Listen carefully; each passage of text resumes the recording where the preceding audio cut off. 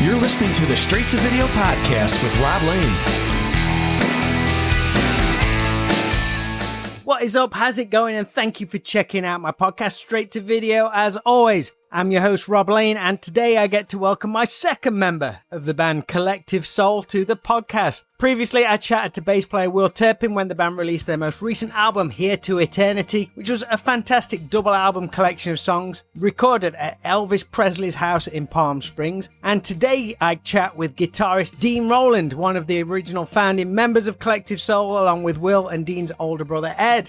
I only got a quick talk with Dean, but we chat about some really fun stuff, including the band's brand new documentary, Give Me a Word, which is out now. Of course, I wanted to hear Dean's side of touring with Van Halen, how touring compares now to back in the 90s, and this chat solidified to me that Collective Soul may well be one of the nicest group of dudes on the planet. If you want to learn more about the band and if they've missed your radar in the past, then I highly recommend checking out the documentary Give Me a Word, which is out both on streaming and physical. Just visit collectivesoul.com for all you need. But right now, sit back and enjoy my straight to video chat with Collective Soul's Dean Roland.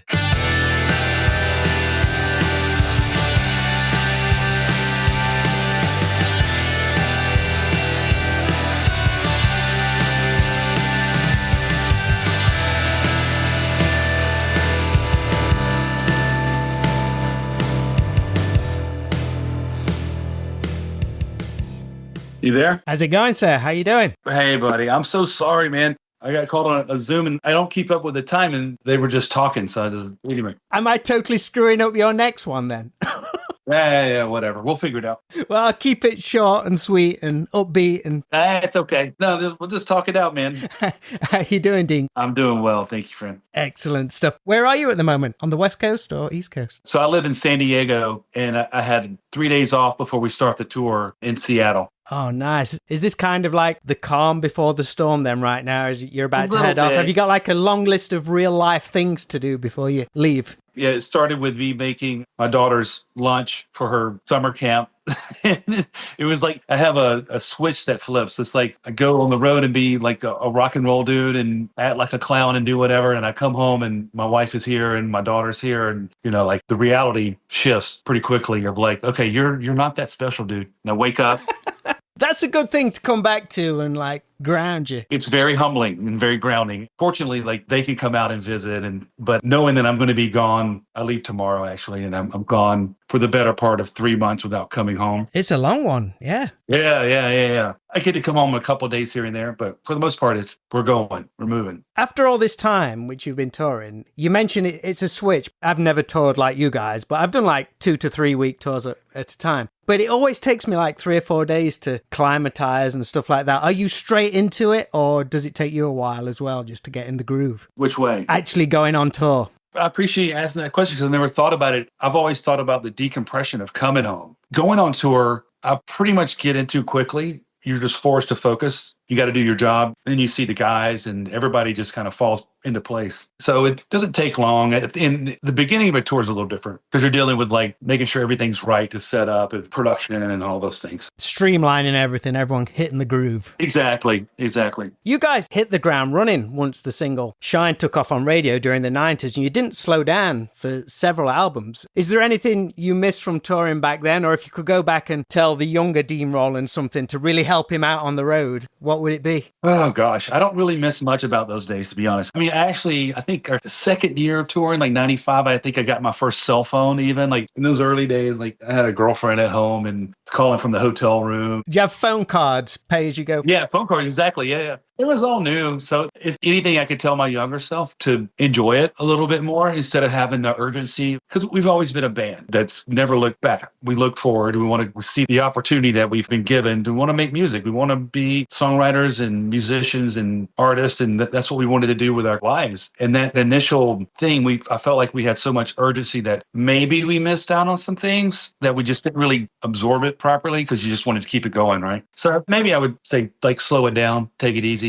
Stop and whatever the cliche is, like stop and smell the flowers or whatever. Before cell phones and everything, what did you do with yourselves on downtime during tours? Did you have DVD players on the bus? That came a little bit later, but we had DVD players and then we had obviously CDs. So I had multiple booklets. The old school. Yeah, of booklets of CDs, and I would put them in my CD player with my headphones on and just music almost 24 hours a day. Love it, man. Love it. This new tour, it coincides with the release of your new documentary, Give Me a Word, which once this episode releases, it'll be available to buy or stream everywhere. I got a preview of it, loved it. The movie, it's kind of split between following the recording of your last album, Here to Eternity, but also serves as telling the story of the band. Was it always planned to be that kind of film, kind of two halves, or just how it kind of worked out time-wise? Kind of how it worked out. We had started probably like, I don't know, 6 or 7 years ago, started wanting to do like a career spanning documentary just to tell our story. So we had got a lot of the archival stuff because we weren't really great at documenting things early on. So we had to do a little discovery to get that stuff. And then we were approached by a production company called Phonetics. They've done great work and they wanted to take it over. And it just so happened to coincide with us recording that record. So it worked in telling the story, getting it up to the point of where we were at that point, recording the latest record. And what a record to be recording as well, just location-wise.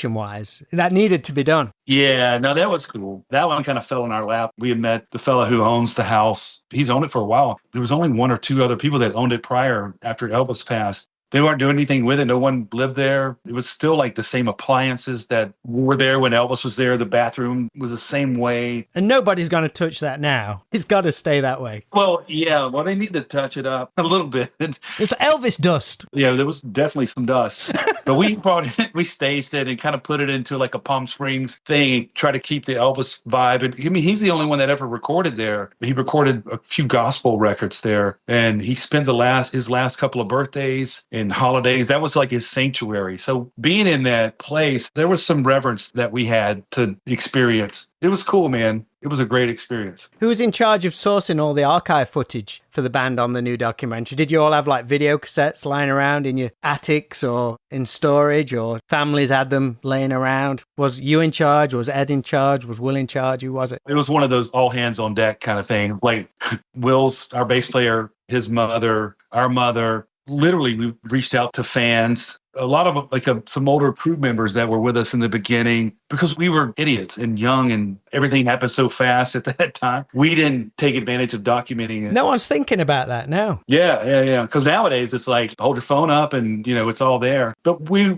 were able to like reel in some cool stuff, I feel like, that really give the story some justice. Was there anything that cropped up which you'd totally forgotten about? What really got me in the whole process was I've never heard our story from the perspective of the other guys, or even like talking about us individually. Like Ed's talking about telling stories about me when I was a kid, or Will's talking about Ed, because there's such a, growing up together. Like literally Will grew up 2 streets from us, and his wife, Donna, literally grew up across the street from Ed and I. So it's like there's this really tight rooted thing that we grew up in. So like hearing those guys' perspective and their stories that they were telling were interesting to me. I found that fascinating. I love that, because I think that's what makes it so personal and stand out for this documentary, because you don't focus on too much drama or try to like elevate things for shock value, which I'm sure a lot of bands do. It just felt like, to me, it's like I think it's mentioned in the film anyway, but just a great journey about family and friendship, which comes across. And have you all sat down and watched it? Did you watch it together, or? We did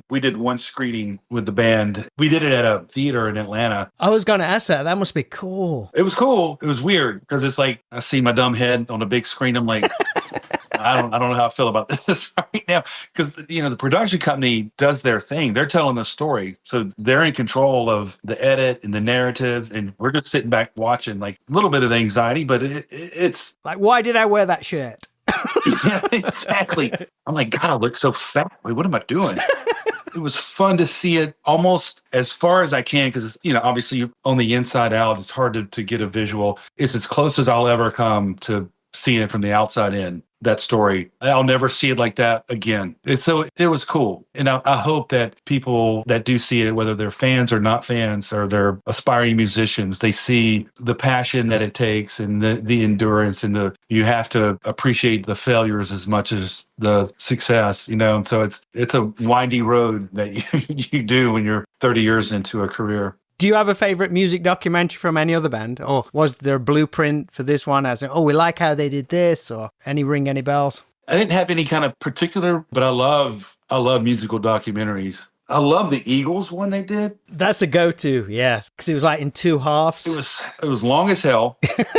It was interesting because I knew I knew those dudes had like some interband turmoil, which we've had. And it's like, how do they deal with it? And like, how do you come across telling the story without looking like a resentful person? So I took some cues from that because it's like, why? Some of it's like, if you're doing a documentary, I don't know if your relationship status, if you're married or whatever it may be, if you go through a divorce and you do a documentary of your relationship, and there's going to be certain things where it's just like, how do I say this in a very delicate manner? It's not going to come and bite me in the ass either like 6 months from now or 6 years from now. Yeah, so that's interesting. So that I definitely pulled from the Eagles thing from that perspective, just like mind your manners a little bit. I didn't want it to be too, where it goes into a place where you're like just exploiting, or it's not a behind the music VH1 kind of thing. Like the real truth to our story is our journey, is our friendship and our love of music. It shows so much. That's cool. I hope so. I really do. Because for us, it's always been, our mantra has always been family and then music. And it's a little trite and a little cliche-ish, but you know what? When you're on the road and you have to leave your immediate family, you have this other family. And if you don't have that, that's your security blanket. You have to band together. And that's where the tribe comes from, to persevere. Your family's and upbringing obviously play a massive part in the documentary, both yours and Ed's, but also Will's with his dad and his studio, which were like integral to Collective Soul. You speak about your dad being a preacher and you talk about him being pretty open to rock and roll for the most part, but would draw the line here and there. Do you remember any bands or albums that you really wanted to listen to, but he'd never allow it? Yes, I do. I need the new Motley Crue album. I think the one that sticks out into my mind, I think it was Prince's album Controversy. I don't know if it was that one or Dirty Mind. It was one of the one right before 1999. And Prince was like, just, so sexual and all of that stuff. And our dad was like... So it's not really like a hard rock, heavy metal Satan thing. It's more just controversial, someone like Prince. We were never really into that. So he was kind of like guiding us through like the things that we like. Ed and I love Prince. So it was like, okay, I see what you guys like. I'm going to have to like reel this in. It kind of worked, but it didn't matter. We were still listening to whatever we wanted to listen to. It just makes you want to listen to it even more. Yeah, exactly. I convinced him because he had a rule on Sundays. We couldn't listen to rock and roll music. We only had to listen to gospel. I was probably 12 or I don't know, somewhere like 12 or 13. And I convinced him that U2 was a Christian band. So I could listen to U2 on Sundays. And that was officially listened to some version of rock and roll aside from Elvis was always allowed. So we could always listen to Elvis or Jerry Lee Lewis, which was weird. So yeah, Sundays were gospel. And then I got U2. Gospel and Bono. Yeah, Bono, yeah. What about MTV then? Was he there censoring, changing the channel when MTV was on? Like part of that stuff was, I don't want to say over his head, but like he was just like, it's almost like I have a 6-year-old daughter now. My wife and I will let her watch certain things on YouTube and make sure it's kind of in the realm. There's a certain part of it where it's like, just leave me alone for a minute. Give me some time to myself. And I think my dad was like, Jesus and God, he's great and all, but go ahead. I'm going to run the risk here. And you might have a bad influence, but go ahead. It's okay. What was it like when it came to concerts? Because of the age difference between you and Ed, would Ed take you to rock shows or what was the deal there? He took Ed to shows when Ed was young. I remember Ed saying he took him to see Johnny Cash I don't know if you know Billy Graham, the gospel. So Johnny was in that part of his life where the redemptive aspect, and he would get up with Billy Graham. And my dad took him there. So I think that was one of Ed's first shows. And then he took him to see the Eagles. So by the time I came along, because Ed and I are 10 years apart, my dad, he was over going to that. So I would go with Ed, our middle brother. Those are the guys that were taking me to shows. I never went to a rock show with my father, but he would come to my rock show. So that was good enough for me. I love it. Because of that age difference between you and Ed, do you think you perhaps have a different brotherly relationship to say that of the Robinsons in the Black Crowes, the Van Halens, or even like the Oasis Gallagher brothers? Do you think you perhaps have a different relationship because of that age difference? We do. Yeah, I appreciate you asking that question because we do. He's like an elder statesman and he had gone through so much by the time that I came along and I was wanting to be a part of, in the music industry and all those things. He had already been such a mentor to me. A lot of the music that he discovered became a part of my own. And now I went on to find my other stuff and I was probably bringing music into him. So my influences were coinciding. But Ed's always been like a mentor to me. I've never taken it for granted. Like his craftsmanship as a songwriter has been kind of where I've learned from, like amongst the other bands and all the stuff in my internal inspirations. But I've sat front row on, in my opinion, one of the best songwriters of our generation. And I love it. I take so much pride in every night I get on stage and we're playing Shine or World I Know. Like those are just, in my opinion, try to be objective. They're, excellent songs, like well-written songs. I learned some cool stuff in the documentary. One thing that I was surprised at is when we hear from Anthony Resta, who came into your world during the Dosage record, after Ed was a fan of, this took me back, Nuno Betancourt's solo album. I was like, holy shit. Oh, yeah. Extreme are one of my all-time favorite bands. Are they a band you followed much in the past? Dude, Nuno's, yeah, yes. Nuno's one of the best. Yeah. In my opinion, like he's just up there in his blend of playing, the songwriting, all of it. And even like just to even oversimplify it, he's just fucking cool, man. He's just a cool guy, right? Still at the top of his game as well, which is scary. Absolutely. Like this dude, does he age? I'm like, gosh. But yeah, Anthony, we already knew, but like having worked with Nuno gave Anthony some definite credibility. And Anthony, in his own right, that guy's he's a mad scientist genius. He's worked with me on not just the collective soul stuff, but we've done records. I have a side project, Madness and Ghosts, and he's produced and co-produced each one of those records. And I love where his mind goes, and creatively, nothing's off limits. It's so much fun. It's such an inspiration to work with that kind of mind. You guys have always been this kind of unique band to me, because I grew up as a music fan in the late 80s, loving all the big hard rock stuff like Extreme and everything. But then you guys came along during this grunge period, which I dug, but I wasn't like mega fan of it. But your stuff, it had those melodies, it had that positivity and stuff, which I liked. And you managed to you toured with Aerosmith and you toured with all such different bands. I could see you touring with Extreme in very much in the way that you did with Van Halen back in the day. Extreme is still out there killing it live. I would love to. And I mean this with all my heart. That would be amazing. I would love to do that. And it was good to see Sammy Hagar in the new movie, being a friend and supporter to this day. Yeah, he's been such a good, you said it, just a friend and supporter. He was a mentor for us too. Like when we did that tour with those guys in 95. He is what you think he is on a personal level, on a public level. He's just positive. He cracked the code at some point, didn't he? He absolutely cracked the code. He sure did.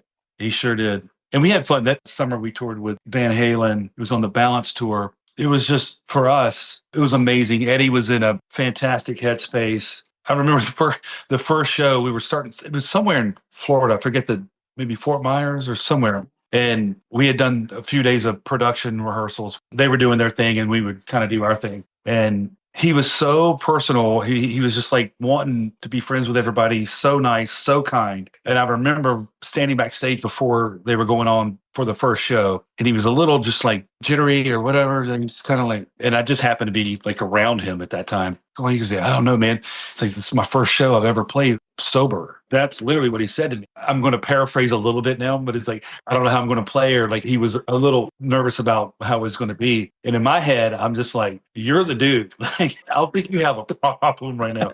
You're going to go kill this thing. And I'm just some kid just going, just go play. I have no advice for you. Quick question. Did you get to play through his rig at any point? I never did. Dang. No. Damn. I would have tainted it. It would have never been the same. And no, I did not. I heard it though. I loved it, man. That dude, what do you say about him, huh? Oh man, the greatest. Still, just so much joy. It's the fact that he's smiling in every photograph. That's the thing, man. I swear on my life, like I would see the pictures like growing up, and I loved Van Halen. Loved. And then to see him play live and that smile on his face, that joy is like, that's involuntary. That's him sharing exactly what is coming from his soul. It's beautiful. And then on the other side of the stage, you've got what should be the most un-rock and roll dude ever in Michael Anthony. But when he hits that stage, he is like the ultimate rock star. And again, just pure joy on the other side of the stage. Probably I'll give something about Michael. Probably one of the most kind people that I've ever met. Like he's so sweet and just like, hey, Dean, how are you doing? He's there in that moment. And then the other accolade I want to give him is like, he sings his ass off. He was so amazing. Obviously his bass playing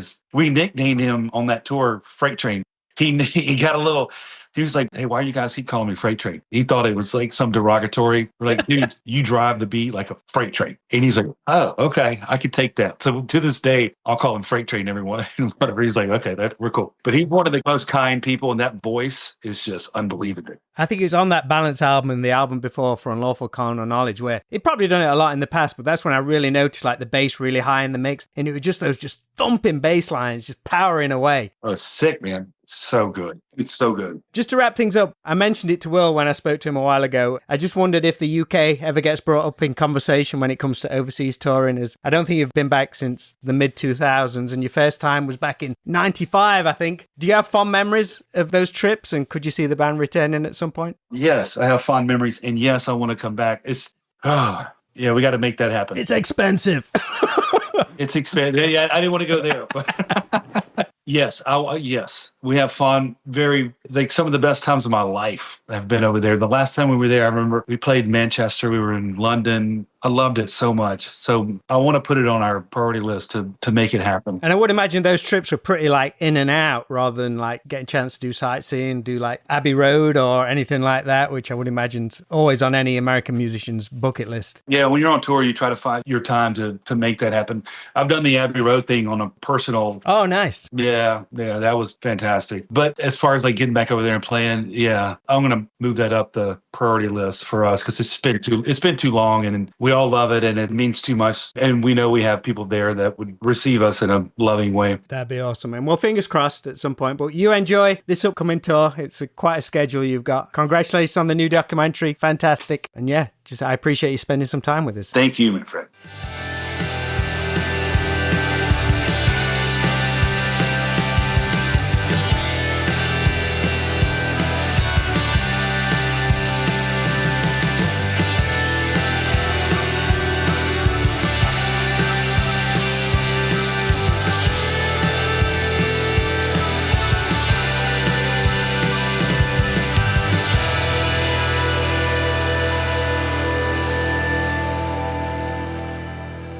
Big thanks to the awesome Dean Roland of Collective Soul for chatting with me on today's Straight to Video podcast. Loads happening for the band right now with the release of the new documentary, Give Me a Word, and a huge US tour with the band live, which is happening right now. Everything you need to know can be found over at collectivesoul.com. So as always, lots and lots has been happening at our 80s video shop in Alfreton, Derbyshire over the past few weeks. We have loads of fun events happening, including our 3rd birthday event, which is just around the corner, 1 week away on Saturday, July the 19th, which will see Paul Blake, who played Greedo in the original 1977 Star Wars movie. He'll be coming along to meet fans and sign autographs. The event will run from midday till 4 p.m, so hope some of you can come along. Then on Sunday, August 3rd, filmmaker Lisa Downs, who runs Life After Movies. They make these amazing documentaries on films like Flight of the Navigator, Flash Gordon, and the upcoming Life After the Goonies. Lisa will be joining us and doing a screening of Life After the Never Ending Story. I can't wait for both of these events, so please keep up to date on all our social media pages just by searching at 80s Video Shop, and really hope to see you come and pay us a visit.